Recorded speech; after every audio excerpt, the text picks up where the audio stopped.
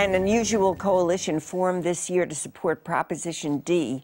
Mary Jerry Sanders and his former rival, Councilwoman Donna Frye, some labor groups and some business groups stumped for the sales tax increase and crafted 10 conditions before the increase could be collected. But the voters said no. What can city officials now do to adequately serve the taxpayers with insufficient funds? My guest is Donna Frye, and I'm delighted that you're here, Donna. Hi, Gloria. All right, so Prop D was rejected by voters Tuesday Correct. night. How can the city's expected $70 million deficit be eliminated? Well, first of all, we have to continue our coalition and continue working on the reforms, and there will be savings there. Those 10 reforms, some of them have already been accomplished, but for example, reducing retiree health care, that will save some money. Eliminating some of the pickup costs for employees' pensions, that will further reduce the deficit. The problem is what can we do quickly enough in order to not have to cut services to the public? Well, the scary part was when the mayor said police and firefighters would have to be cut, and Councilwoman Marty Emerald said public safety is her first priority. How can that be resolved? Well, first of all, people need to understand that there already have been cuts to police and fire. And so when people say it's not going to happen, it's already happened. And I think people need to understand that. Over 50% of the city's general fund is for police and fire. We're talking about a general fund deficit here. So you're going to have to make cuts. Now, our hopes are not to make cuts to police and fire. But let me ask the public then, where would they like those cuts to come from? Would they like it to be libraries, parks, recreation centers? Because there's only so much money to go around, and reforms do take time. Are those the only options? No, there's other options. The issue becomes whether or not those are viable options. Mm-hmm. And when we worked on Proposition D, what the beauty of it was is that you had agreement. You had people committed to working together. And I believe we can keep that coalition together and working towards these reforms.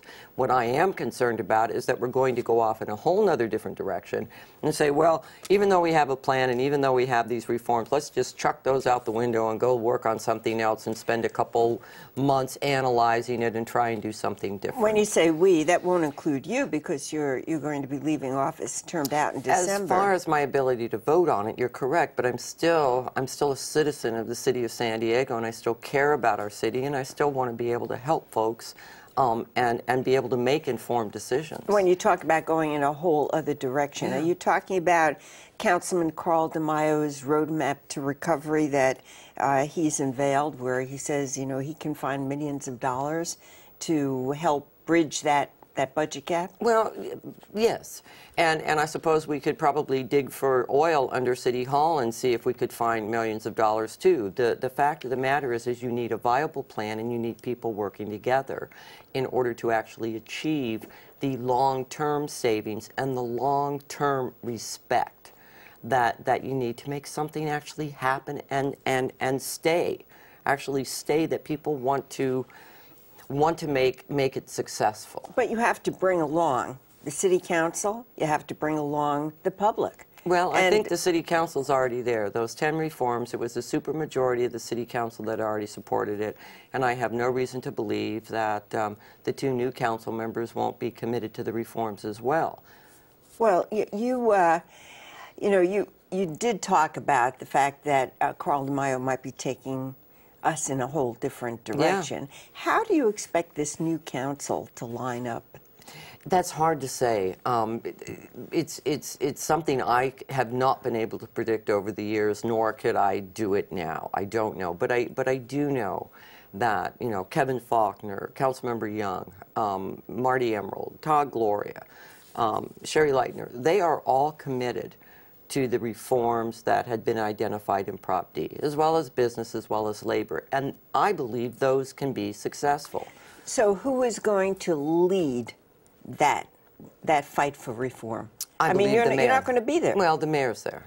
And the mayor today wrote an editorial talking about that he is committed to the reforms in Prop D.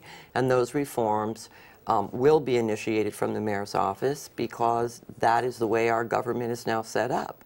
I think that there are other things we can look at in addition to Prop D. All right. Well, as I said, you're leaving the office in December. What's your next step? Clean my room.